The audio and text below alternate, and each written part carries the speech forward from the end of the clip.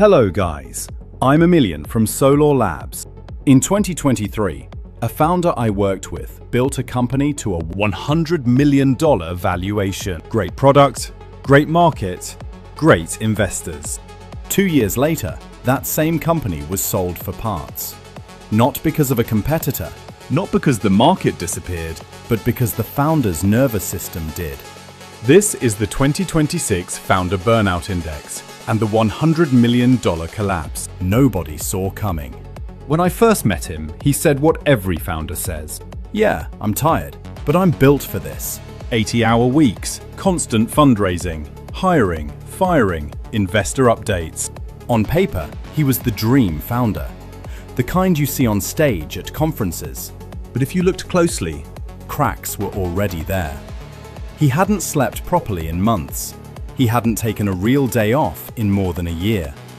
His heart rate was jacked just sitting in a chair. Globally, more than half of founders report burnout in the last year. That's not a vibe. That's a risk factor. I started tracking something I now call the Founder Burnout Index. It is not a mood. It is a set of leading indicators that your company is about to pay for your nervous system. With this founder, 5 needles were already in the red. Sleep debt. He was sleeping 4 to 5 hours a night. Studies show more than half of founders report insomnia. Tired brain means 20 to 30% worse decision making. Decision volatility. Big strategy changes every 2 to 3 weeks. Team could not keep up and roadmaps died in Slack threads. Conflict pattern. Snapping at executives in meetings. People stopped bringing him bad news. Shrinking life. No exercise, no hobbies, no friends outside tech. Classic burnout profile. Hero stories. He started telling investors, "I will do whatever it takes. I do not need rest." On their own, these look like hustle. Together, they are a probability curve for collapse. Here is how that burnout translated into real money. First hit, hiring. He rushed a VP sales hire because he was too exhausted to run a proper process. Wrong person, wrong stage. They burned through a year of pipeline and missed targets 2 quarters in a row. Lost value, around $15 million in future revenue. Second hit, product. He greenlit a massive vision feature at 3 a.m. after a fight with a competitor on Twitter. No validation, no capacity, no clear owner. Team shipped it, then spent 6 months fixing it. During those 6 months, they missed the feature their actual customers were begging for. That delay cost them their biggest enterprise deal, another $20 to $25 million off the table. Third hit, culture. Burnout is contagious. When the founder is permanently in fight or flight, the whole org lives there too.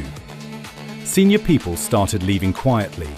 Replacing a single executive can cost 1 to 2 times their salary in lost time and distraction.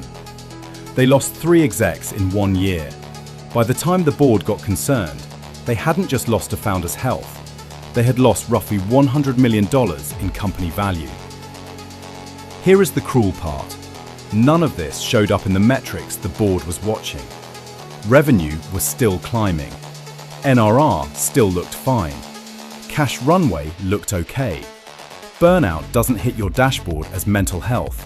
It hits as bad strategic calls, sloppy execution, silent attrition of your best people, missed windows you only recognize in hindsight. Investors called it execution risk. Inside the company, it was just one human body pushed past its limits for too long.